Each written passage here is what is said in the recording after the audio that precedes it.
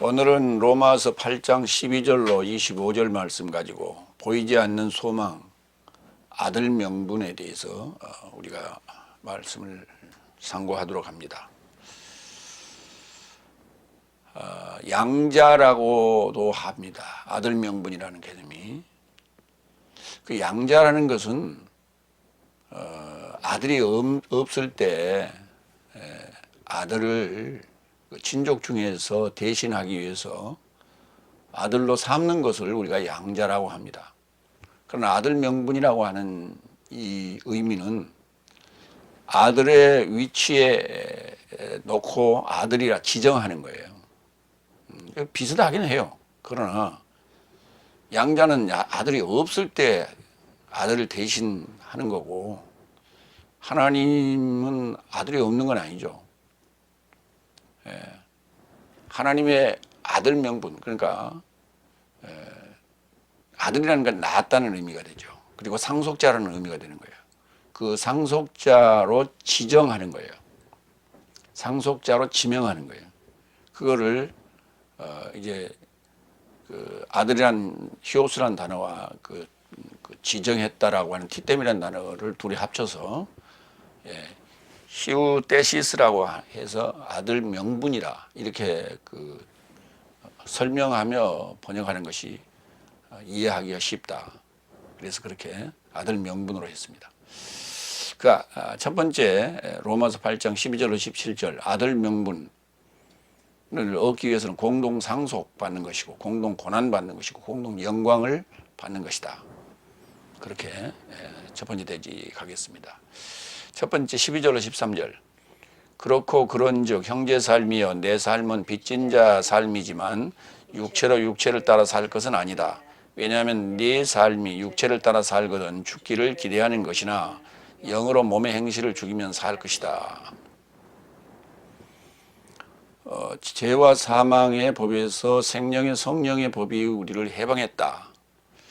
그 해방했기 때문에 해방받았기 때문에 그때부터 우리는 영으로 몸의 행실을 죽이면 살 것이다 그랬어요. 그러니까 그 죄와 사망의 법에서 생명의 영의 법이 우리를 해방하고 나면 그 다음부터 육체와 아파의 정과 욕심을 십자가에 못 박았기 때문에 우리에게는 육체의 생각, 사망이라고 하는 요소가 아예 없느냐? 그건 아니에요.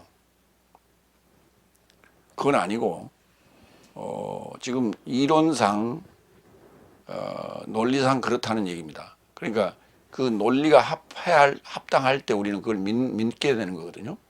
그래서 논리에 합당한 전개를 했고 거기에 우리는 믿음으로 순응을 했는데 그때부터 이제 육체를 따라 살지 아니하고 영으로 자기 몸의 행실을 죽이기 시작합니다. 이걸 이제 절제라고 하는 것이죠. 그렇기 때문에 그게 무슨 말이냐면 내가 그리스도와 함께 십자가에 못 박혀 죽고 내 안에 그리스도에 살고 있고 내가 육체 안에 사는 것은 그랬거든요. 그 육체 안에 사는 것 자체가 육체를 따라 살 수 있는 충분한 여건이 형성돼 있다. 그러나 그럴지라도 우리는 그렇게 되면 사망이라는 것을 알기 때문에 영으로 몸의 행실을 죽인다는 것은 바로 이것이 사역이에요. 그래서 일곱째 날 들어간 자의 사역, 다시 말해서 여섯째 날을 통과한 자의 사역, 일곱째 날을 얘기하고 있는 거예요. 그래서 그것이 바로 사는 것이고 또 빚 갚는 일이다 이렇게 표현했어요. 우리가 이제 빚진 자라고 하는 얘기를 했죠. 빚진 자이기 때문에 당연히 몸의 행실을 죽여가면서 살아가는 것이 빚 청산해 가는 과정이에요. 구원을 받은 그에 대한 은혜에 대한 갚음이에요. 그걸 빚이라고 표현했어요. 로마서 8장 5절 7절 봅니다. 왜냐하면 육체를 따르고 있는 삶은 육체의 삶을 생각하나 영을 따르는 삶은 영의 삶을 생각한다. 육체의 생각은 사망이요 영의 생각은 생명과 평화이기 때문이다. 이걸 우리가 이제 알았기 때문에 그로 인하여 육체의 생각은 하나님에게 이르는 적이요 하나님의 법에게 굴복되지 않고 할 수도 없기 때문이다. 라고 하는 것을 충분히 알았기 때문에 이제 우리는 육체를 따라 살지 아니하고 영으로 몸의 행실을 죽이면서 살아가는 것이다. 그것이 진정한 삶이요 하나님의 삶이라는 거예요. 그 살 것이야 살 길이라는 것이 생활을 한다는 말이 아니라 죽지 않고 살아가는 거예요. 그게 로마서 1장 14절로 15절. 나는 헬라인과 야만인에게도 지혜자와 어리석은 자에게도 빚진 자이다. 이와 같이 로마 안에 있는 네 삶에게도 복음 전할 나를 따르는 간절함이다. 복음을 전하는 삶을 따르는 것은 당연한 일이죠. 예. 그러면서 결국 이제 빚쟁이로서의 삶을 살아야 된다. 맡은 자로서의 굴림이 아니라, 사역자로서의 굴림이 아니라 빚진 자로서의 삶을 살아야 된다. 그렇게 해서 모든 삶이, 복음을 받는 삶이 따라가게 하는 그런 삶이라고 이제 로마서 1장에서 복음화된 바울 자신을 그렇게 표현을 하고 있는 거예요. 두 번째로 갑니다. 14절로 16절. 왜냐하면 하나님의 영으로 인도받는 삶은 누구나 하나님의 아들이다. 왜냐하면 네 삶이 두려움에 이르는 종의 영을 다시 취하지 않았고 오히려 아들 명분의 영을 취했으니 그 안에서 아버지 아빠라 외친다. 영은 친히 내 삶이 하나님의 자녀 삶이란 것을 내 삶의 영과 공동 증언하신다. 성경이 그것을 이제 언급하고 있다, 증언하고 계신다라고 하는 것이죠. 그러니까 하나님의 영으로 인도받는 삶이라야 하나님의 아들이지, 육체를 따라 살면 그건 하나님의 자녀, 하나님의 아들이 될 수가 없죠. 그래서 하나님의 아들이라고 하는 것은 어떤 삶을 사느냐에 따라서 명분, 그 위치에 있는 거예요. 그래서 그 일에 충실할 때, 그 명분에 충실할 때, 아들의 명분이라는 말을 쓰는 것이지, 그 명분을 망각하면 아들 자격이 박탈되는 거예요. 그래서 굉장히 중요한 얘기예요. 그래서 내 말을 하는 것이 아니라 공동 증언한다 그랬어요. 그래서 내가 하나님의 아들이라는 것을 예수님이 하신 말씀을 그대로, 그 다음에 사도들이 한 그 해설 삶을 그대로 증언하는 거예요. 그걸 공동 증언이라고 그렇게 말하는 거예요. 그래서 나만의 독트린, 나만의 독특한 설교, 독트를 얘기해서는 안 된다. 그것은 나의 증언이지 공동 증언이 되지 않는다는 거예요. 그러니까 하나님의 아들이라는 것을 내가 내 입으로 아무리 외친다 해도 그건 신분적으로 아들이라고 우기는 거지, 내용적으로 행동적으로 하나님의 아들이라고 하는 것을 공동 증언해야 된다 하는 얘기입니다. 여기 이제 아들 명분이라는 단어가 얘기했어요. 히오테시스라는 단어예요. 히오스 아들이라는 단어와 티템이라는 단어예요. 두 단어 명사와 동사가 합쳐진 거예요. 그래서 히오테시스, 테시아, 히오테시아. 예. 그래서 아들로 지정하는 거예요. 요한일서 4장 2절을 봅니다. 하나님의 영으로 인도함을 받는다고 그랬죠. 이것 안에서 하나님의 영을 알지니 육체 안에 오신 예수 그리스도스를 동의하는 모든 영은 하나님에게서 나온 것이다. 늘 얘가 얘기하지만 역사적인 예수를 얘기하는 것은 그건 하나님의 영이 아니에요. 사탄의 영이에요.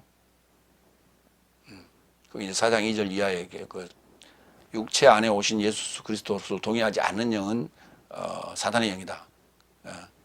거짓 안티크리스토스 영이라고 언급이 됩니다. 안티크리스토스예요. 대신 그리스도스 자리에 있는 거예요. 그러니까 성경을 성경대로 얘기를 하라는 거예요. 예수님 말씀하신 대로, 사도들이 말씀하신 대로 그대로 얘기하라는 거예요. 그건 무슨 말이냐면 원어에 충실하라 그 말입니다. 그런데 번역하는 과정에서 그게 오역되고 틀어져서 그거를 얘기하는 것은 바로 하나님의 영의 인도함을 받는 자가 아니에요. 그래서 자기들 생각으로 성경을 논하는 거예요. 설명하는 거예요. 그것은 하나님의 아들이 아닌 거예요. 하나님이 공동 증언하고 있지 않는 거예에 그래서 성경이 있는 그대로를 우리가 언급할 때 그걸 우리가 공동 증언이라 이렇게 말할 수 있는 거예요. 요한일서 5장 10절로 13절 봅니다. 하나님의 아들이 이루고자 믿는 자는 자신 안에 증거를 가졌고 하나님으로 믿지 않는 자는 그를 거짓말쟁이로 만드는 것이니, 바로 이미 그런 얘기예요. 성경이 쓰인 그대로를 얘기하지 않으면 하나님을 거짓말쟁이로 만드는 거예요. 이는 하나님께서 그의 아들에 관하여 증언하신 증거에 이루고자 믿지 않는 것이다. 또한 증거는 이것이니 하나님께서 내 삶에게 내세적 생명을 주셨다는 것과 이 생명이 그의 아들 안에 있다는 것이다. 아들을 가진 자는 생명을 가졌으니 하나님의 아들을 갖지 못한 자는 생명을 갖지 못한 것이다. 내가 하나님의 아들의 이름에 이르고자 믿는 네 삶에게 이것을 쓴 것은 네 삶이 내세적 생명을 알게 하려 합니다. 중요한 건 내세적 생명을 알게 한다는 거예요. 내세적 생명. 그러니까 그냥 영생이라 해버렸단 말이에요.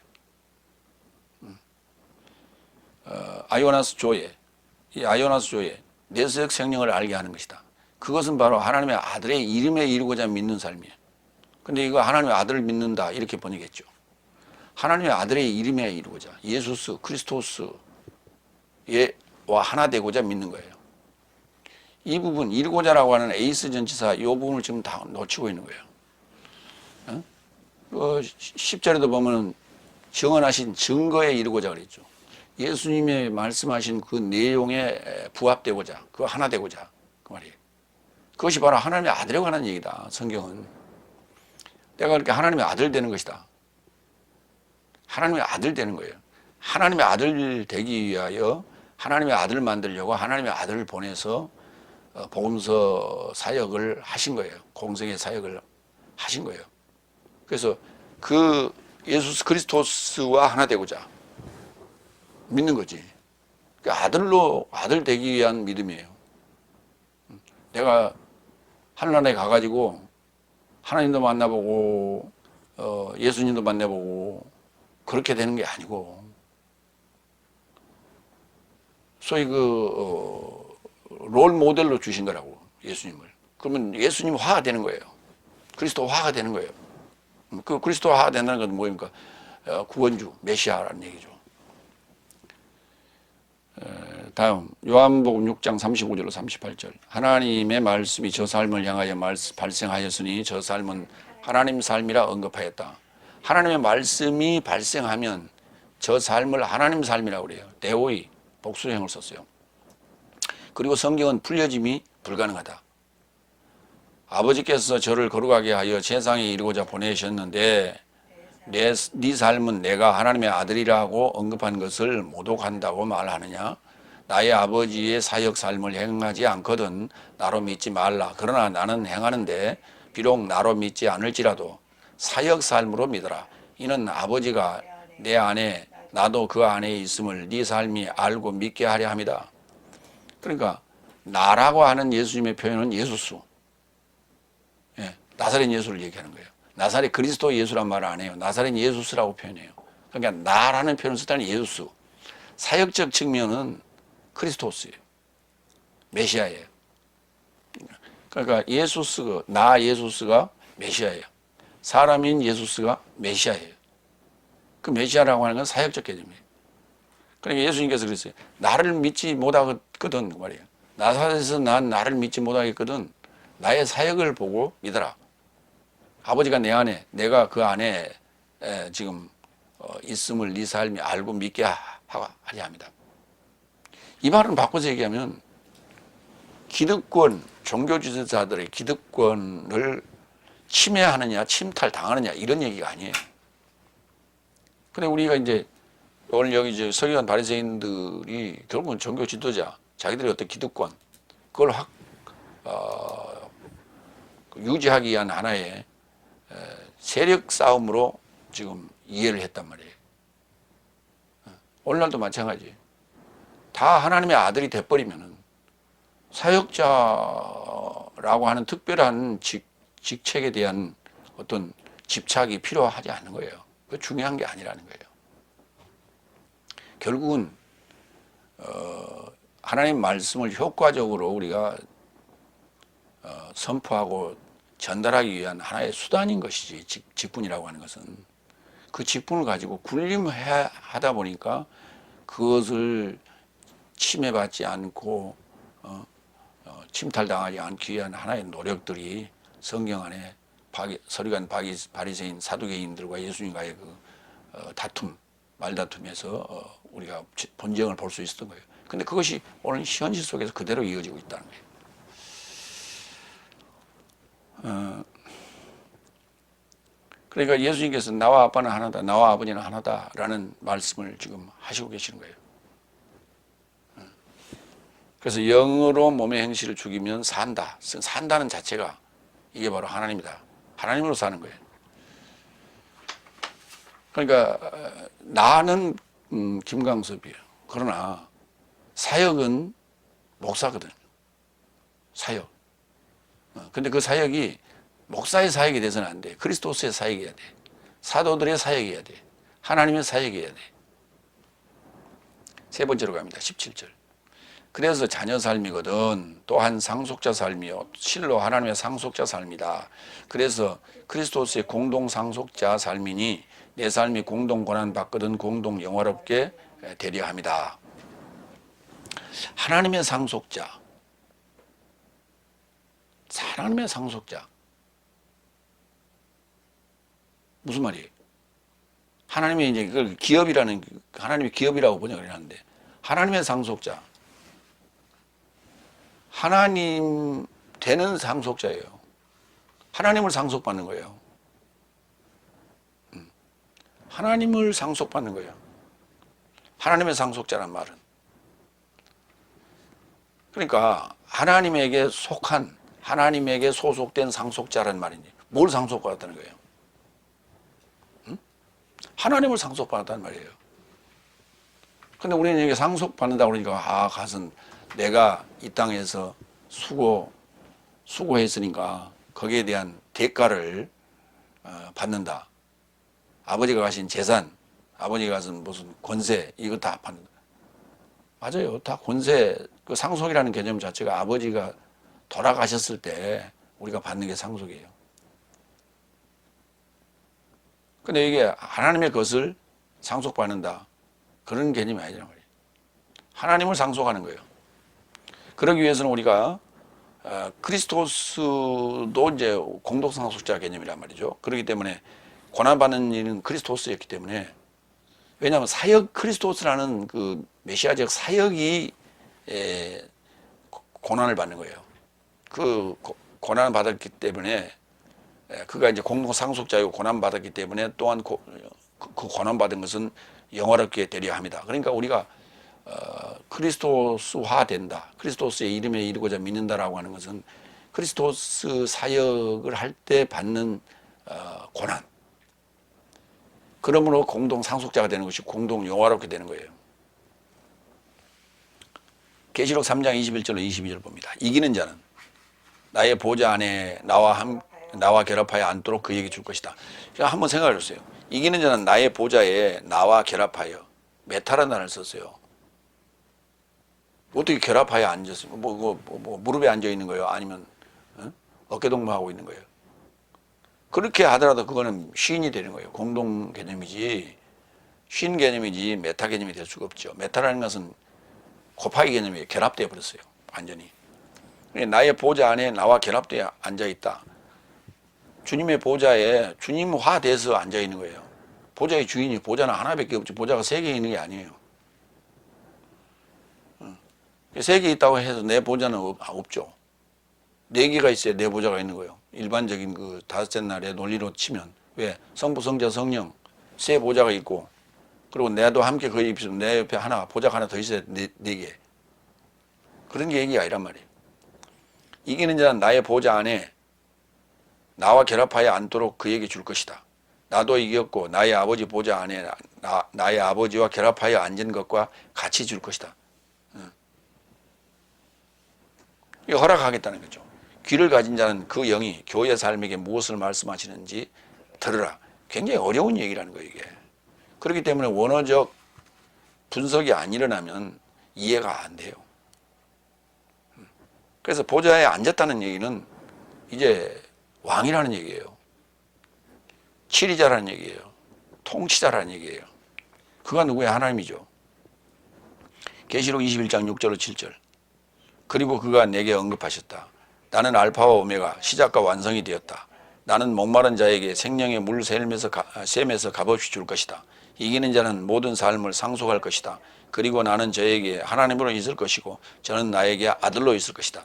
하나님으로 있을 것이고 아들로 있다는 것은 상속자라는 거예요. 아들은 상속자라는 개념이에요. 그러면 이 아들이라는 표현을 왜 썼을까? 많은 구원을 받은 자들, 일곱째 날에 들어간 사람들이 다 아들들이기 때문에 아들이라는 표현을 쓴 거예요. 근데 그 사역적 개념은 뭐냐? 상속자 개념인데 아들이라는 개념은. 그러면 사역적 개념은 뭐냐? 크리스토스라는 거예요. 그리스도인. 크리스토스. 크리스티아노스. 그리스도인이 되는 거예요. 그래서 그리스도인이라는 말은 사역을 의미하는 거예요. 하나님의 사역을 그리스도스라 한다. 고린도후서 4장 16절로 17절. 이러므로 내 삶이 절망하지 아니하는 것은 내 삶의 겉사람이 부패할지라도 속사람은 날로 새로워진다. 왜냐하면 탁월함에 이르고자 탁월함을 좇아 내 삶의 환난에 잠시 가벼운 것이 내세적 영광의 중함을 내 삶에게 수행하고 있다. 공동 고난을 받는 이유는 그 말이에요. 이건 겉사람이 부패해지고 속사람은 날로 새로워지는 소위 반비례하는 개념이다. 그래서 겉과 속이, 겉은 부패해지고 적어지고 점점 적어지고 속은 새로워지고 점점 커지고, 그 커지는 게 무한대로 커지는 것이 아니라 일정한 바운다리 안에서, 면적 안에서 뭘로 채워지느냐, 새로움으로 채워지는 거죠. 속사람. 이것이 바로 내세적 영광의 중함을 내 삶에게 수행하고 있는 거다. 그 사역이에요. 일곱째 날 사역이에요. 그러니까 여섯째 날은 이론적인, 교리적인 정의가 끝난 거예요. 근데 그것을 찾기 위한, 구하고 찾고 두드리는 수련이 있었기 때문에, 구도의 삶이 있었기 때문에 그 결론을 도출해낼 수 있었고 그걸 얻을 수가 있는 거예요. 그래서 그냥 주어지는 게 아니에요. 여섯째 날에 내세적 생명의 구원, 아들 명분을 얻게 되는 그 결론이 주어지는 것은 찾는 자에게만 주어지는 거지 그냥 주어지는 게 아니에요. 그러니까 아무리 귀가 열리지 않은 자에게는 아무리 진리를 선포해도 알아듣지 못하는 거예요. 왜? 본인이 열리고자 하는 그런 노력이 없기 때문에. 그게 여섯째 날의 결론이에요. 그럼 그 결론에 도달했으면 그 다음에 이제 나는 그리스도스로 인하여 감사한다, 기뻐한다. 그리고 일곱째 날 삶을 사는데 그것이 바로 날로 새로워져 가는 과정이에요.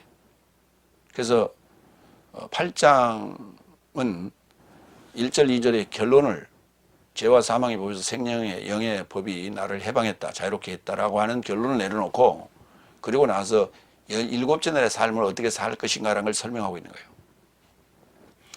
베드로전서 5장 1절. 네 삶 안에 있는 장로 삶을 나는 이루하나니 그리스도스의 고난 삶의 공동 장로와 증인이다. 그러니까 그리스도스의 고난 삶의 공동 장로, 공동 증인이라는 거예요. 계시되기를 기대하는 영광의 참여자이다. 하나님의 형상에 참여자가 된다. 계시되기를 기대하는, 계시를, 영광, 하나님의 영광이 계시되는 거예요. 그 계시가 나를 통해 나에게 이루어졌고 또 나의 사역을 받는 자에게 또 이루어지는 것이죠. 영광의 참여자. 나의 기쁨, 나의 소망, 나의 영광이 바로 네 삶이라는 고백을 성경은 바울로서는 하고 있죠. 두 번째로 갑니다. 로마서 8장 18절로 25절. 하나님의 아들의 영광의 자유. 이걸 소망하는 거죠.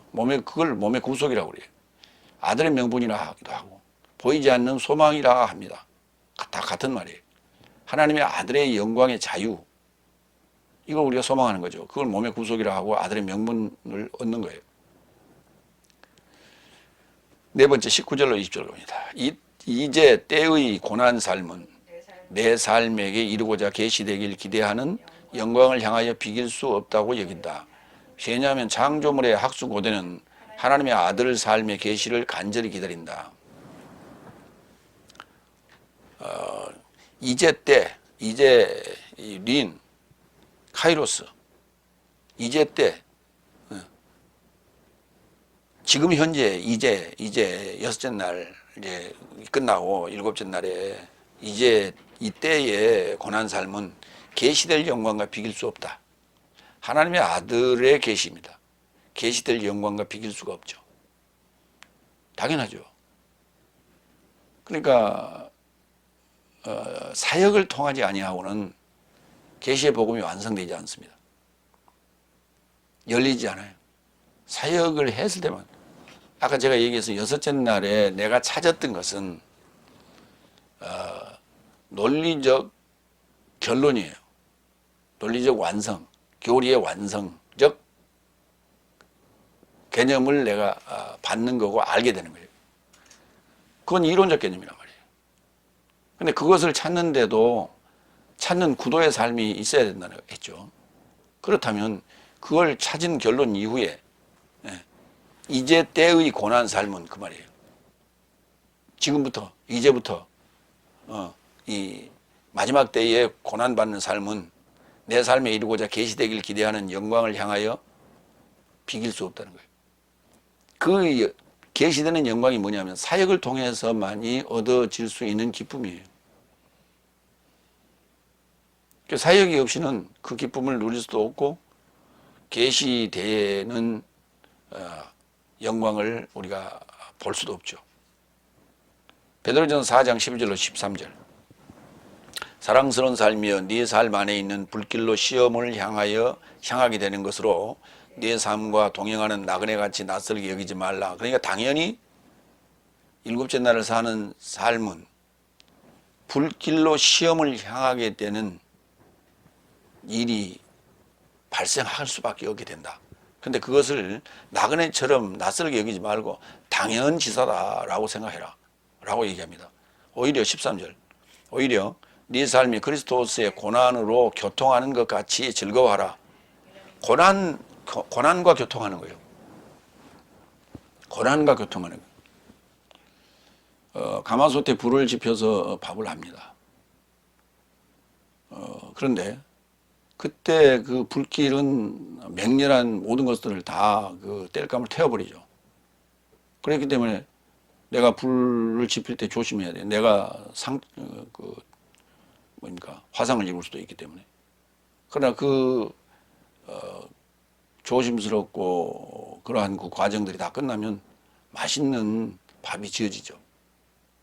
그래서 반드시 그 고통스러운 과정을 통해서 내가 얻고자 하는 결론에 도달하게 되는 것이다. 그렇기 때문에 당연지사다. 그러므로 그리스도스의 고난으로 교통하는 것 같이 즐거워하라. 고난받으면서 즐거워할 자는 없죠. 없어요. 그러나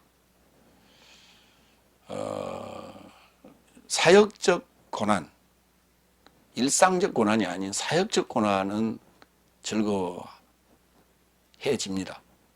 왜냐하면 그것은 우리는 경험을 한 바 있기 때문에 그렇습니다. 그러나 일상적 삶 속에서의 고난은 사실 즐겁진 않아요. 그건 아무리 즐거워하라 해도 즐거워지질 않아요. 그러나 사역을 통한 고난은 즐겁습니다. 왜? 항상 진리가 승리하기 때문에. 이는 그의 영광의 계시 안에서 네 삶이 미칠 듯이 기뻐하게 하려 함이라. 그렇죠. 바로 이거예요. 기쁨이 반드시 수반된다는 거예요. 깨달음에 대한 기쁨, 그 다음에 승리에 대한 기쁨, 그 다음에 죽은 자가 살아나는 그러한 기쁨, 이걸 보게 되는 거예요. 로마서 1장 16절로 17절. 왜냐하면 나는 그리스도스의 복음을 부끄러워하지 않는다. 복음은 구원에 이르고자 믿는 모든 자에게 하나님의 능력이다. 첫째는 유대인에게 그리고 헬라인에게다. 왜냐하면 의인은 믿음에서 나서 살 것이라고 기록된 바와 같이 그 안에 복음 안에서 하나님의 의가 믿음에 이르고자 믿음에서 나서 계시된다.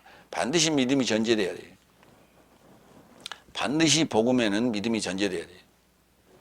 크리스토스의 복음, 이 크리스토스의 복음, 연통의 복음, 이 연통의 복음을 선포하지 않으면은 그 복음이 아니에요. 그건 계시가 될 수가 없어요. 믿음에서 나서 계시가 되는데 뭐가 하나님의 의가 하나님의 의인 된다는 거예요. 의인 되는 건데 이 되는 과정이 그리스도의 복음으로만이 가능해요. 근데 그리스도의 복음을 잘못 전하고 있다고 지금 현재 다스 나라. 육체의 예수를 증언하고 있어요. 2000년 전에 오신 예수를 증언하고 있어요. 육체 안에 오신 예수가 아니라 육체로 오신 예수를 증언하고 있어요. 그것은 하나님의 영이 아니라 안티크리스토스의 영이라니까요. 이제 대신 그리스토스예요. 자기가 그 대신 그 자리에 크리스토스 자리에 앉아서 자기 말로 얘기하고 있는 거예요. 성경의 공동 증언이 아닌 성경을 통한 공동 증언이 아닌 자기 증언을 하고 있는 거예요. 사단은 자기 말을 하지 예수님이 하신 말씀, 사도들이 한 말씀을 그대로 증언하지 않습니다. 이것이 우리가 구별법이에요. 하나님의 영이냐 아니면 하나님의 영이 아니냐.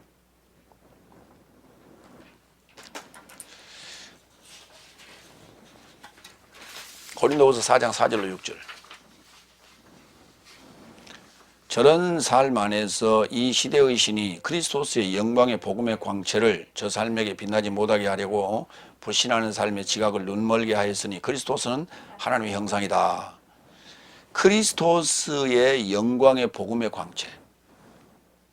크리스토스의 영광의 복음의 광채. 크리스토스의 영광. 그건 크리스토스의 영광은 예수님의 얼굴을 가시면류관을 쓴 그리고 피가 흘린 그 얼굴을 그려놓은 게 그게 크리스토스의 영광입니까? 크리스토스의 영광이라는 것은 복음의 광채여야 돼요. 복음이 반짝반짝 빛나야 돼요. 복음이 빛을 발해야 돼요. 발산을 해야 돼요. 그래서 어두운 것들을 다 밝혀버려야 돼요. 그래서 복음의 광채라고 하는 것은 예수님이 2000년 전에 오셔서 우리를 위해 대신 죽으시고 우리를 구원해 주셨으니 그걸 믿으면 여러분 구원받습니다 라고 하는 그것을 알려주는 얘기가 아니라 그렇게 시작을 합니다. 예. 그래서 한 가지 더 하죠. 그래서 죄인이 죽을 수밖에 없는 죄인이 구원받을 뿐 아니라 하나님께서 우리에게 축복하시고 복을 내려서 잘 먹고 잘 살다가 천국 갑니다. 이렇게 시작을 해요. 이게 이제 전도라고 하는 것이죠. 그렇게 해서 그 꼬임에 넘어가서 교회에 체포되어 옥으로 들어갑니다. 다시는 빠져나올 수 없는 옥으로 들어가는데 그런데 그 안에 들어가서 보니 신앙생활을 하다 보니까 이것도 궁금하고 저것도 궁금하고 궁금한 게 만 가지예요. 근데 그것을 풀어주는 자는 아무도 없는 거예요.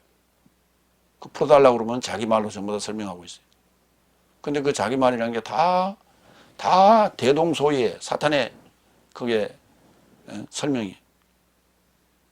누구도 성경 원전적인 그런 내용으로 설명하고 있잖아요.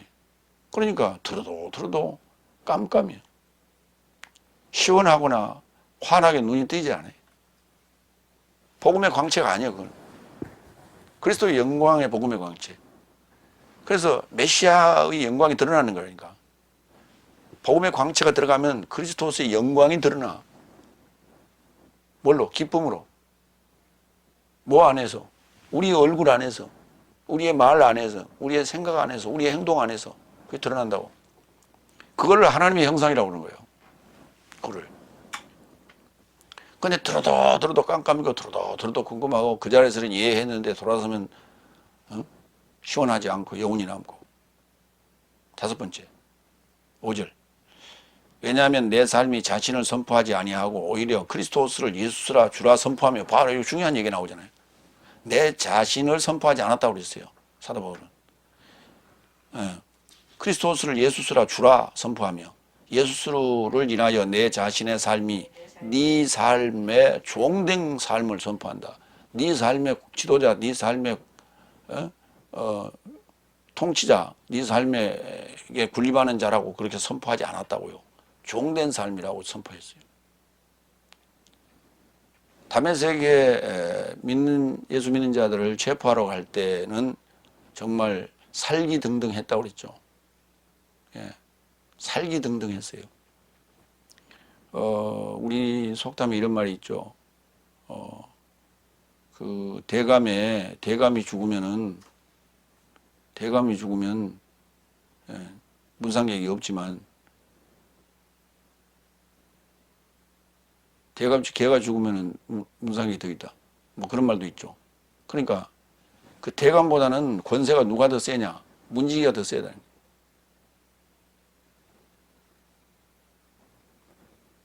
그 말이 무슨 말이냐면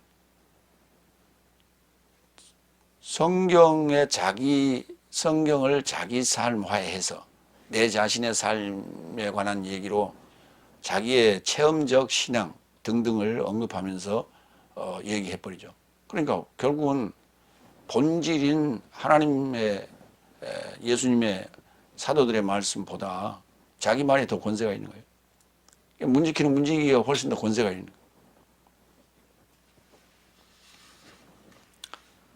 그러니까 거기서 얘기 듣다 끝나는 거예요. 안에 들어가서 그 예수님 얼굴도 만나지 못하고 보지도 못하고 문지기인 그 자기가 대감처럼 군림하는 그 문지기에게서 그냥 모든 것이 다 해결돼. 나한테 얘기해봐 해가고 거기서 해결받고 끝나는 거예요. 그럼 문제 해결되느냐? 해결 안 됐어요. 그러나 종된 삶으로 선포한다.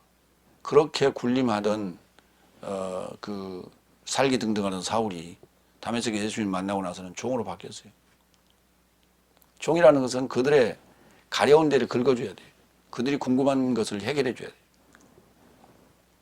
6절 어두움에서 빛이 비칠 것을 언급하시던 그 하나님께서 그리스도스의 예수스의 얼굴 안에 있는 하나님의 영광의 지식의 광채를 향하여 내 삶의 마음 안에 비추셨다. 하나님의 영광의 지식의 광채를 향해 가도록 내가 하나님의 영광의 지식의 광채가 되도록 그 지식의 광채야 돼. 복음의 광채가. 그러니까 그 지식으로 설명해야 되지. 그냥 울렁뚱땅 옥박지르고 자기 간증으로 대신해버리고 그것이 어떻게 복음의 광채가 될 수가 있고 그 다음에 지식의 광채가 될 수가 있어요. 반드시 논리정연하고 합당한 그러한 해설을 해줘야 돼. 그걸 우리가 교리라고 그러는 거예요. 교리. 그게 교리예요. 교리인데 교리는 얘기 안 하고 맨날 교훈적인 얘기만 하고 있는 거예요. 교훈적인 얘기. 그 교훈적인 얘기라는 것은 뭐냐면 자기의 간증, 그 교훈이에요. 예. 그 다음에 누구의 명언, 이런 거. 성경 구절에 그 아주 마음에 감동될 만한 그런 구절들, 요절들. 그런 것만 가지고 하는 거예요. 그게 지식이 아니에요. 반드시 성경 교리는 지식으로, 논리적으로 얘기해야 돼. 그래서 그것이 감동을 주진 않아요. 감동을 주진 않아. 그러니까 우리가 감동과 기쁨을 구분해야 돼요. 감동이라고 하는 것은 그 순간에 공감하는 거예요. 그래서 이심전심, 공감해. 가지는 개편이다. 공감하는 것이 감동이고 기쁨이라고 하는 것은 그게 아니에요. 저 안에 감춰져 있던 그러한 계시의 영이 서서히 열리면서 안에서부터 물밀처럼 밀려나오는 어떤 벅찬 어떤 그 기쁨, 어떻게 설명할 수가 없는 어떤 그런 환희, 이런 걸 막 만끽하게 되는 거예요. 그게. 반드시 하나님의 영광의 지식의 광채, 그리스도스의 영광의 복음의 광채. 복음은 지식입니다. 논리적 지식. 그래서 사도 바울로스가 기록한 그 바울 서신을 보면 전부 지식이에요. 논리적 지식이에요. 그래서 그 계시되기를 기대하는 영광을 향해서 비교할 수 없고 현재의 고난은, 그 다음에 창조물의 학수고대는 하나님의 아들 삶의 계시를 간절히 기다린다. 이게 창조물이라는 단어가 등장하는데 이 자꾸 이걸 피조물로 해놨어요. 그러니까 피조물과 창조물의 차이가 있어요. 같은 단어입니다. 이제 우리 걸로 이제 설명을 해볼게요. 피조물이라는 것은 그냥 빚어진 거예요. 빚어진 거. 그런데 창조물은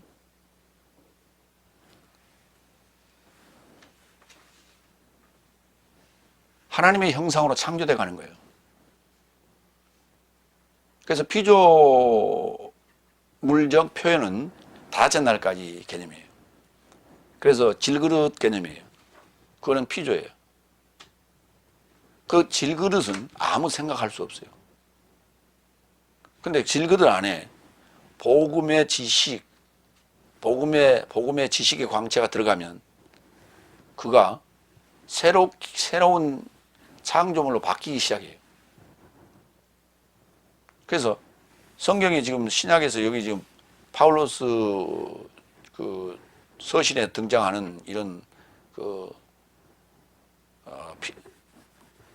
이 단어는 창조물로 번역해야지 피조물로 번역하면 안 돼요. 피조물은 영원한 피조물이에요. 피조물이 하나님 될 수 없어요. 창조물이 하나님 되지.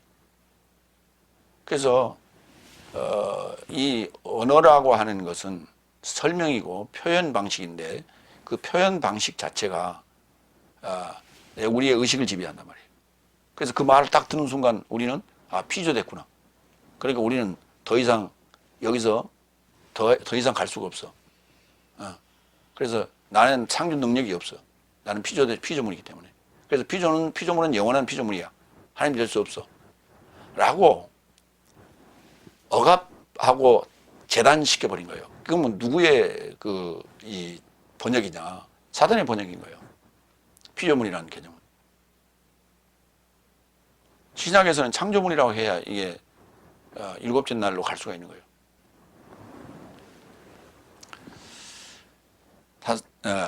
다섯 번째, 20절로 21절. 창조물이 헛됨에게 굴복되는 것은 자발적이 아니요 오히려 복종케 하는 자를 인하여 소망에 접한 것이니 창조물 자신도 하나님의 자녀 삶의 영광의 자유에 이르고자 부패함의 종살이로부터 자유롭게 될 것이기 때문이다. 창조물이 헛됨에서 굴복되는 것은 자발적이 아니라 복종케 하는 자, 하나님이 그렇게 지금 넷째 날, 다섯째 날 과정을 거치게 하고 여섯째 날 깨닫게 하고 일곱째 날에 또다시 육체 안에 살면서 종로로 타는 거예요. 이 과정까지를 다 지금 그 창조물이 헛됨에게 굴복되는 것이라고 했어요. 그것은 창조물 자신도 하나님의 자녀 삶의 영광의 자유에 이르고자. 일곱째 날에 들어간 자는 죄와 사망의 법에서 생명의 영의 법으로 해방된 자는 지금 하나님의 자녀의 영광의 자유에 이른 자예요. 이른 자인데 아직 완성된 건 아니란 말이에요. 알파와 오메가요. 시작과 완성이라 그랬죠. 아까 계시록에서. 완성은 아직 안 됐단 말이에요. 일곱째 날을 마쳐야 완성이 되는 것이죠. 그래서 자유롭게 될 것이기 때문이다.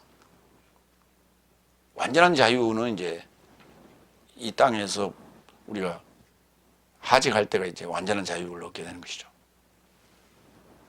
그래서 그 완전한 자유를 얻기 위해서 우리는 죽을 때까지 이 땅에서 하직할 때까지 사역을 계속 해야죠.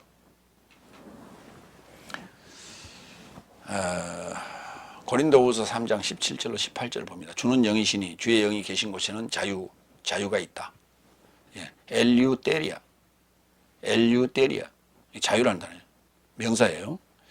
18절. 내 모든 삶이 벗겨진 얼굴로 주의 영광을 그 같은 형상으로 비춰보고 있으니 영광에 이르고자 영광으로부터 변형되었으니 곧 주의 영으로부터 된 것이다. 영광에 대해서는 고린도전서에 쭉 언급합니다.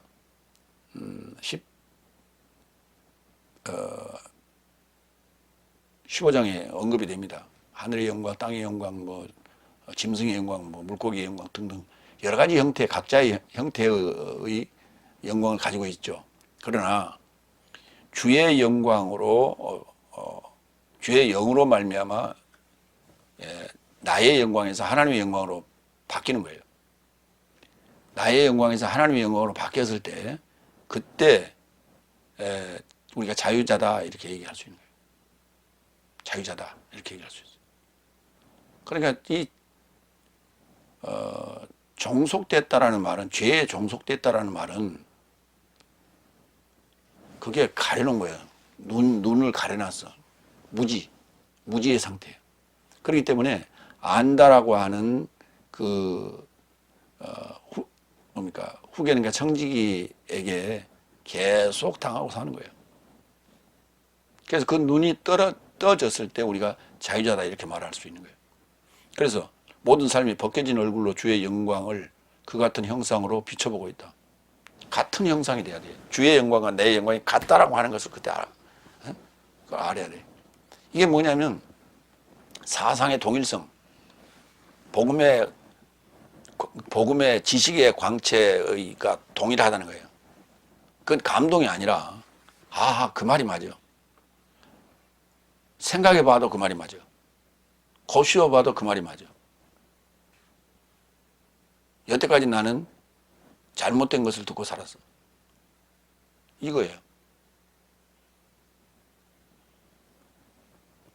갈라디아서 5장 13절. 왜냐하면 형제 삶아 네 삶은 자유에 접하여 초청받았으니 다만 자유를 육체로 수단화하지 말고 오히려 사랑으로 인하여 서로에게 종노릇하라. 자유자. 사도 바울이 그랬죠. 나는 자유자이지만 많은 사람을 더 얻기 위해서 나는 종노릇한다.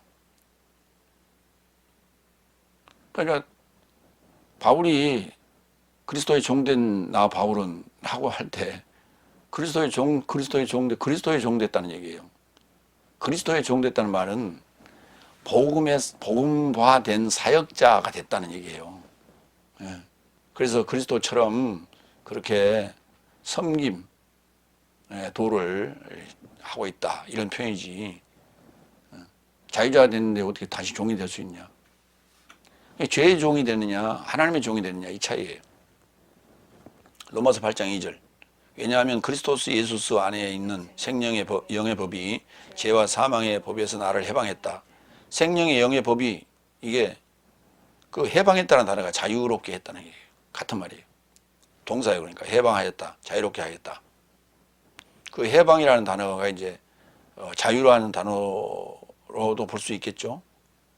그러니까 해방했다는 단어는 자유롭게 됐다는 말인데 해방했다라고 이제 우리가 표현을 되지만 그 자체가 해방은 아니에요. 명사로 쓸 때는 해방이라는 단어를 쓰면 안 돼. 자유라는 단어를 써야죠. 그러니까 우리가 일본으로부터 자유를 얻었지만 다시 공산화가 될 수 있잖아요. 그건 자유가 아니죠. 해방은 되었는데 자유가 아닌 거예요. 민주주의가 됐을 때 우리가 자유를 얻었다 이렇게 말할 수 있는 것이죠. 그래서 그동안에 우리나라의 그 근대사를 보면 독재자의 그늘에서 자유를 정치하기 위해서 해방을 정치하기 위해서 투쟁했던 건 아니죠. 자유를 정치하기 위해서 투쟁했던 것이죠. 그래서 동사에는 해방이라는 단어를 쓸 수 있지만 명사에는 자유라는 단어를 써야 된다.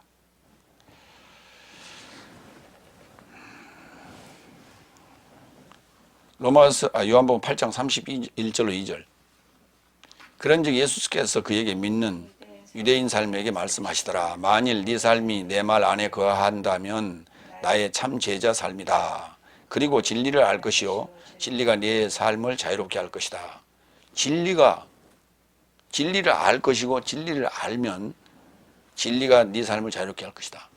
진리를 알면 6째 날까지예요. 그러면 알고 나면 진리가 네 삶을 자유롭게 할 것이다. 그러면 일곱째 날은 지금 자유자의 삶이에요. 자유롭게 하는 삶이에요. 그 진리를 알겠는데 진리가 뭐냐 했더니 생명의 영의 법이에요. 이게 지능의 법이라고 그랬죠. 나를 깨닫게 하는 거예요. 이 지능의 법이 들어오지 않고는 내 안에 법이 몇 가지가 있는지 알 수가 없어요. 죄와 사망의 법이 한 가지라고 얘기하질 않나. 참 답답하죠. 그러니까 죄와 사망의 법이 한 가지라고 얘기하는 자는 지능의 법이 들어오지 않았어요. 다시 말해서 여섯 날에 들어가자가 아니에요. 성경은 이렇게 여러 가지로 입증을 하고 있습니다. 여섯 번째. 22절, 23절. 왜냐하면 창조물 모두가 이제까지 공동 신음하며 공동 고통하는 것을 내 삶이 알아본 것이다. A도. 그래서 뿐만 아니라 오히려 영의 첫 열매를 가진 저 삶과 내 삶도 자신 삶 안에서 내 삶의 몸의 구속인 아들 명분을 간절히 기다리며 신음한다. 거기에서 저 삶은 누구냐? 창조물을 얘기하는 거예요. 창조물. 여기 창조물은 지금 넷째 날, 다섯째 날 또는 셋째 날까지 다 포함하고 있는 거예요. 그 안에 뭐가 있다고요? 창조물이 공동 신음하고 공동 고통하는 것은 영의 첫 열매를 가지고 있어요.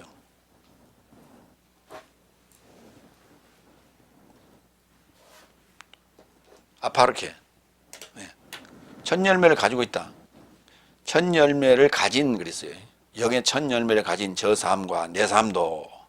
그러니까 내 삶은 지금 사도 파울로스를 얘기하는 거고 저 삶은 지금 창조물을 얘기하는 거예요. 그 창조물 속에도 첫 열매인 크리스토스가 있고 내 삶 안에도 첫 열매인 크리스토스가 있다고요. 그럼 첫 열매를, 첫 결실을 아파르케. 그게 이제 그 복음의 시작인 거예요. 예수님의 탄생이. 그러니까 첫 열매를 얻었다는 것은 예수님을 얻은 건데 예수님이 낳는 과정이 있어요. 그걸 우리가 산고라고 그래요. 그러니까 다섯째 날에서 예수님을 찾고자 하는 그 노력이 바로 산고의 고통인 거예요. 그 산고의 고통을 통해서 진리의 복음을 만나는 거예요. 지능의 복음을 만나는 거예요. 지능의 법을 만나게 되는 거예요. 그래서 그때부터 이제 지능의 법을 만나서 깨달아가는 과정이 뭐냐면 이게 지금 이제 기쁨이죠. 그게 지금 예수님을 내가 낳는 거예요. 지금 그게.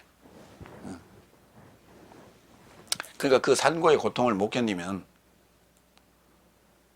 영원히 볼 수 없는 거 예수님 만날 수가 없어요. 그 고통을 견뎌내야 돼. 어저께 나는 그 위내시경을 했는데 지난번에도 한 두 번 내가 기억이 나요. 근데 어제는 누가 그랬더라고요. 그 수면 내시경을 하지 아니하고 목에 이제 그 마취만 해서 내시경을 했는데 들어갈 때 그 방구 소리 같은 것도 나오고요. 그 다음에 욱욱거리기도 하고. 그런데 그 과정을 이 내시경이 들어갈 때 줄이 들어가는데 그 과정을 견뎌내지 못하면 결국은 내 안에 이 위에 그 사진들을 볼 수가 없어요. 굉장히 고통스러운 순간이죠. 이게 들어갈 때도 고통스럽고 그 다음에 들어가서 사진을 쭉 찍고 처음에서부터 저 끝까지 들어가는 그 과정 하나하나 이렇게 찍으면서 들어가는 그 과정도 영 기분이 썩 좋진 않아요. 그리고 이제 이제나 끝났을까 하는데 이게 조금 뭔가 압박감에서 점점 해방되는 그런 어떤 느낌을 점점 받아요. 그건 뭐냐면 빠져나오는 거예요, 다시. 그러니까 들어갈 때는 굉장히 압박감을 느끼는데 뭐 처음 들어갈 때는 뭐 그냥 뭐 구역질 나오고 정말 힘들어요. 근데 이제 그래 다 빠져나오고 다 됐습니다. 이제 입 닦으세요. 이렇게 그때 무언가 이렇게 쭉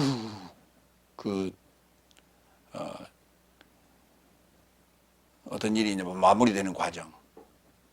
그러고 나서 내 속을 내가 사진을 통해서 직접 볼 수 있다라고 하는 거. 그래서 어떤 과정은 굉장히 괴로운 거예요. 힘들고. 그래서 깨달아가는 과정, 얻고자 하는 과정, 산고의 고통, 그걸 통해서 기쁨을 얻게 되는 거예요. 그래서 여섯째 날에 그 산고의 고통을 겪어내야 됩니다. 그래야 일곱째 날에 자유자의 삶을 살게 되는 거예요. 근데 다섯째 날은 지금 그 모든 것들을 깡그리 다 덮어버리고 뭉개버리고 아예 씨를 말려버렸어요. 그러니까 그 안에서 그 무리 속에서 찾고자 하는 궁금증, 복음에 대한 그 궁금증을 가지고 찾고자 하는 그 싹을 찾아낸다는 게 참 어려운 일이에요. 정말 어려운 일이에요. 그걸 이제 우리가 속된 표현으로 가뭄에 콩 나듯 그렇게 되는 거예요. 정말 가뭄에 콩이 싹을 트고 나오는 그것을 발견하는 그런 느낌이에요.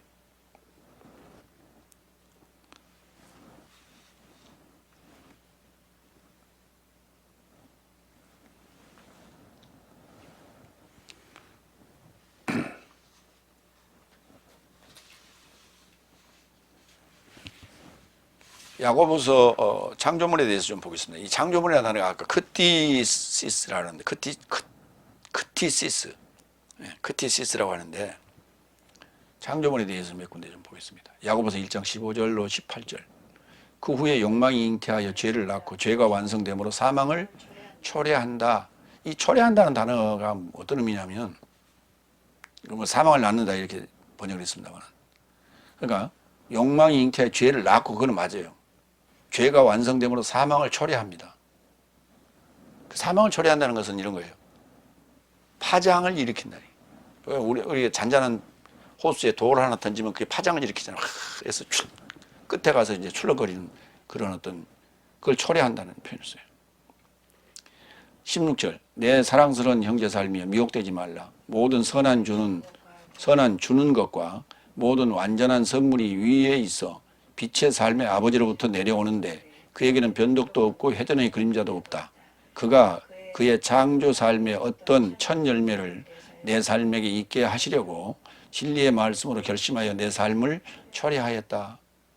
내 삶을 이렇게 어떤 그 나비 효과라고 그러죠. 나비가 팔랑팔랑 거리는 어떤 그런 그 바람이 일기 시작하여 큰 물결에 파장을 일으켜서 그 큰 다리가 현수교가 무너지는 그런 역사가 있었죠. 미국에서. 그걸 초래한다. 나비 효과란 말을 쓰기도 하고 그렇습니다. 그러니까 그가 그의 창조 삶의 어떤 첫 열매를 내 삶으로 있게 하려고, 내 삶에게 있게 하려고, 또는 내 삶으로 있게 하려고 진리의 말씀으로 결심하여 내 삶을 초래했다고요. 말씀은 지금 책 속에 딱 닫아 있어요. 이거를 열어서 듣고 암송하고 그리고 생각하고 궁금해하고 찾고 따져서 그래서 내세적 생명을 초래해 가는 거예요. 그러니까 결국은 우리가 복음을 증언한다, 복음을 선포한다는 것은 진리의 말씀으로 결심하여 내 삶을 내세적 생명으로 가도록 초래하는 거예요.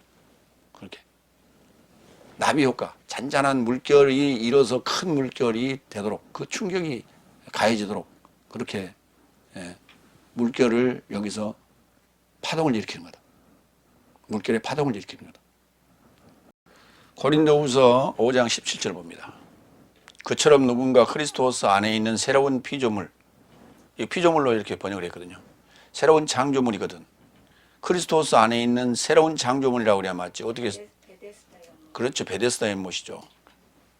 베데스다 연못에 그 일어나는 파장, 그걸 초래한다. 이렇게 우리가 이해하면 돼요.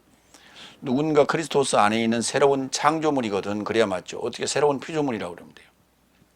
피조물이라는 게 한 번 피조된 이 도자기가 또 새롭게 어떻게 다시 피조가 될 수 있어요. 말이 안 되죠. 이것은 사탄의 번역이에요. 지배하고자 하는, 군림하고자 하는 그런 다시 말해서 싹을 틔울 수 없도록 그 싹을 짓밟아 버리는 그러한 표현인 거예요. 그래서 새로운 창조물이라 해야지 어떻게 새로운 피조물이 됩니까? 본래 삶은 지나갔으니 보라 모든 삶이 새 삶이 발생한 것이다. 맞죠? 새 삶이 된 거예요. 카이노스. 갈라디아서 4장 4절 5절. 그러니까 아까도 얘기했지만은 병이라는 거, 육체적 병이라는 것은요, 고치면은 원래 것보다 좋아질 수가 없어요. 반드시 그 병자를 고쳤을 때 후유증이 남아요. 그래서 그걸 새로운 창조물이라고 말할 수가 없죠. 그래서 육체적 치료가 아니에요. 그게 보이지 않는 영적 치료를 얘기하는 것이지. 그래서 영적 치료를 영적인 것을 우리가 설명할 수가 없고 보여줄 수도 없기 때문에 보이는 어떤 우리 육체적 그 나약한 모습으로 묘사를 했을 따름이지. 그 문자 그대로 그렇게 봐버리면 어떻게 그게 새로운 창조물이에요. 후유증이 반드시 남아요. 육체는. 그런데 완전해졌다고 그러잖아요. 절름발이가 어떻게 온전해질 수 있어요? 절름발이라는 건 한쪽 다리가 짧은데 그게 길어 나와서 이렇게 고쳐져야 되는데 양다리가 똑같아져야 되는데 그게 어떻게 가능합니까? 그러니까 그게 영적인 표현이지 영적인 표현을 육체적인 것으로 비유해서 그렇게 설명하고 있는 것이지 그게 육체가 그렇게 다리가 한쪽이 길어 나왔다는 그런 얘기는 아니라는 얘기예요. 갈라디아서 4장 4절 5절. 그때 기한의 충만이 왔고 하나님은 법 아래에 속하신 여자에게서 낳게 된 그의 아들을 내보내셨으니 법 아래에 있는 삶을 속량하려 하며 내 삶이 아들 명분을 쟁취하려 함이라. 그렇죠. 기한의 충만이 돼야 돼요. 크로노스의 충만이 돼야 돼. 그래서 모든 일에는 시작과 끝이 있고 달도 차면 기울고 이렇게 되는 거예요. 그래서 밥을 우물가에 가서 숭늉을 찾을 수는 없는 거죠. 가마솥가에 가서 숭늉을 찾아야 돼요. 그래서 반드시 어떤 기한, 어떤 과정이 있은 후에 아들을 내보내시고 그 법 아래 있는 자들을 속량하게 하려 하며 내 삶이 아들 명분을 쟁취하게 하려 합니다. 아들 명분을 쟁취하게 하려 합니다. 하나님께서 우리를 그냥 아들로 삼아주셨다. 그래서 그게 신분적 개념이냐? 아니에요. 명분적 개념이라는 거예요.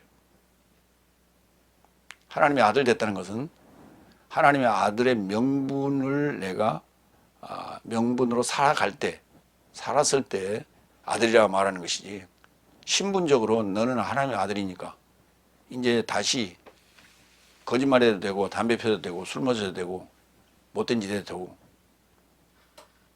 그 통일교 개념이에요. 통일교. 근데 왜 그런 것들을 그러면 하나님께서는 통일교 같은 그런 이상한 교리 신천지 같은 이상한 교리를 만들어 놨느냐 그걸 허락해 하셨느냐 우리가 참 궁금하죠. 아예 그냥 그런 거 없애버렸으면 좋을걸. 결국은 미혹의 영이에요. 기성교회 넷째 날 다섯째 날이 그런 얘기를 들을 수밖에 없게 돼 있어요. 왜? 그들이 접근을 해오고 대화하거나 아니면 강단에서 그들에 대한 정체를 폭로하기 위해서 그 설교 시간에 얘기를 하는데 그러면 귀에 들어오거든요. 그럼 나도 모르게 그것이 나를 미혹해요. 야, 통일교 애들은 나는 구원 얻었으니까 매달 며칠 날 구원 얻었으니까 나는 뭐 이제 뭐 옛날에 하던 짓 또 해도 나는 변하지 않아. 하나님의 아들 됐으니까. 그렇게 얘기하더라. 그게 맞는 것 같기도 하다 하면서 은근히 해보고 싶다는 거예요. 그게. 그래서 그런 걸 두는 것은 다 미혹의 영이에요.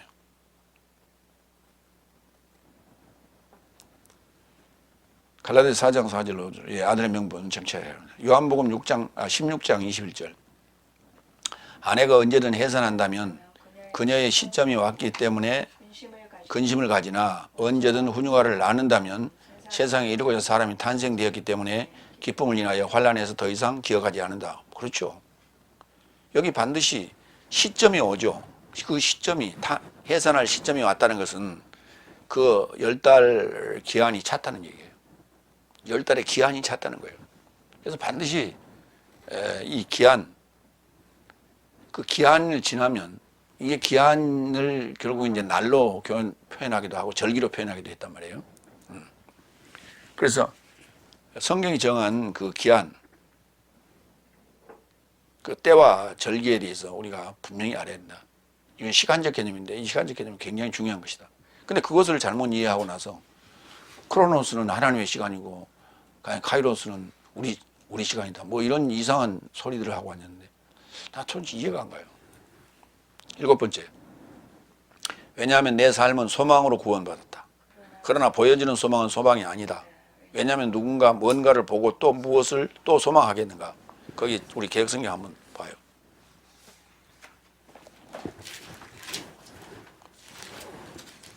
(8장 24절) 우리가 소망으로 구원을 얻었음에 보이는 소망이 소망이 아니니 보는 것을 누가 바라리오 그랬죠.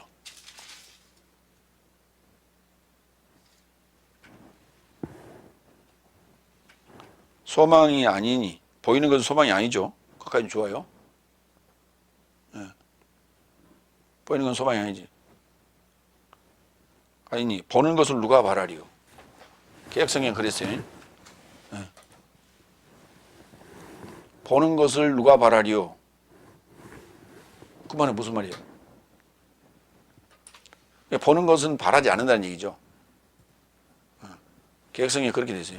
누군가 뭔가를 보고 무엇을 또 소망하겠는가?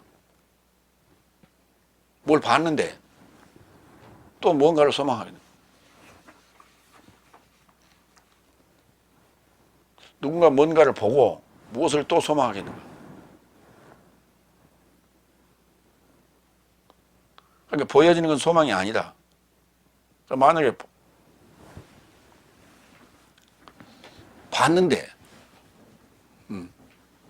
또 뭘 소망하겠는가?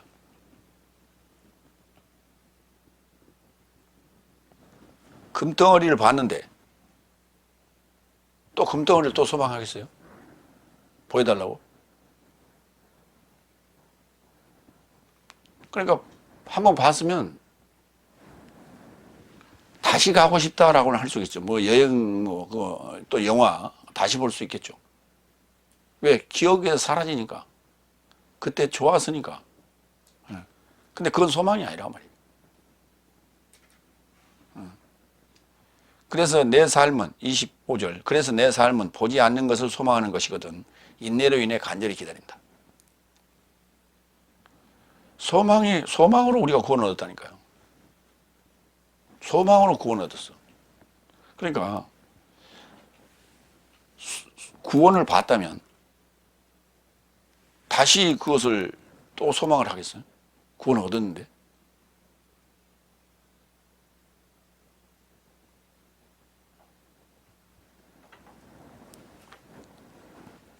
그래서 소망은 보는 것이야. 보여지는 것이 아니고 볼 수 없는 거라.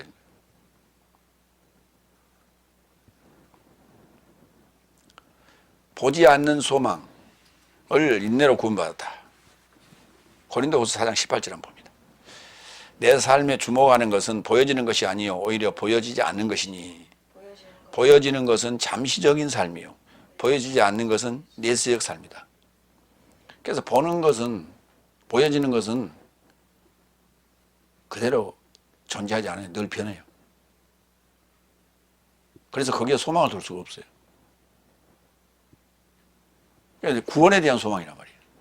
그러니까 이 세상 모든 물질계, 보여지는 이 세상의 모든 물질계, 보여지는 이 세상의 모든 명예, 보여지는 이 세상의 모든 직업, 보여지는 이 세상의 모든 사상, 이것은 변하지 않는 게 없어요. 다 변해요. 그렇기 때문에 내가 거기다 소망을 둘 수가 없어요. 우리가 소망을 둘 수 있는 것은 변하지 않아야 돼요. 불변해. 아까 하나님은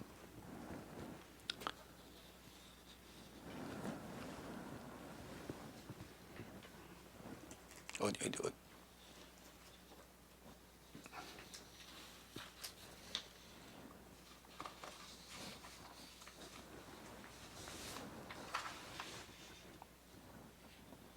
변하지 않는다는 부분이 아까 어느 구절이었어요?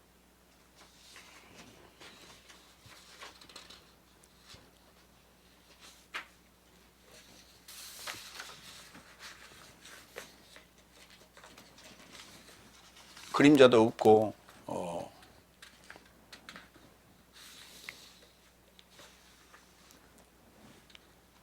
돌지도 않는다 그러죠.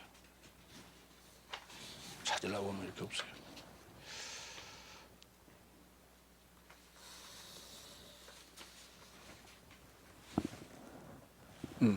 야고보서 1장 17절. 모든 선한 주는 것과 모든 완전한 선물이 위에 있어 빛의 삶의 아버지로부터 내려오는데 그 빛의 삶의 아버지는 변덕도 없고 회전의 그림자도 없다. 불변의 하나님이기 때문에 그래서 진리라고 하는 거예요. 그 진리만이 우리가 소망을 거기에다 둘 수 있다. 이런 얘기예요. 그래서 보여지는 것은 잠시 잠깐이고 그것은 다 변하기 때문에 거기에다 우리가 마음을 둘 수는 없는 것이다. 그래서 이제 세상 사람들은 그 어떤 공덕비나 뭐 등등 어떤 글귀나 이런 것들을 바위에다 그냥 파서 새겨 놓는데 시간이 가면 다 그것도 풍화가 돼서 없어져요. 고린도전서 13장 11절로 13절. 내가 미숙아로 있을 때 미숙아처럼 말하였고 미숙아처럼 생각하다가 장성한 자가 되었을 때는 미숙아 삶을 폐지하였다. 내 삶이 지금은 불투명함 안에서 거울로 인하여 보고 있으나 그때에는 얼굴을 향하여 얼굴을 볼 것이요 지금은 내가 부분해서 알지만 그때에는 내가 인식한 것 같이 내가 인식할 것이다. 이제 믿음, 소망, 사랑 이 세 삶이 머무르지만 이 삶에서 사랑은 더 유리하다. 믿음, 소망, 사랑 이 세 삶이 이제 머무르지만 그러니까 믿음이 이게 6째 날이거든요. 소망도 6째 날이거든요. 사랑은 7째 날이거든요. 그러면 사랑은 이제 다 6째 날이 느꼈어요. 그러나 실제 사랑이 된 것은 7째 날이거든요. 그래서 이제 그러니까 지금까지는 그 말이에요. 지금은 했어요. 그 지금은 했는데 지금까지는 뭐 이렇게 말할 수 있어요. 부분적으로 알고 거울로 인하여 보고 있으라. 그다음에 미숙아처럼 말하고 생각했지만 이제는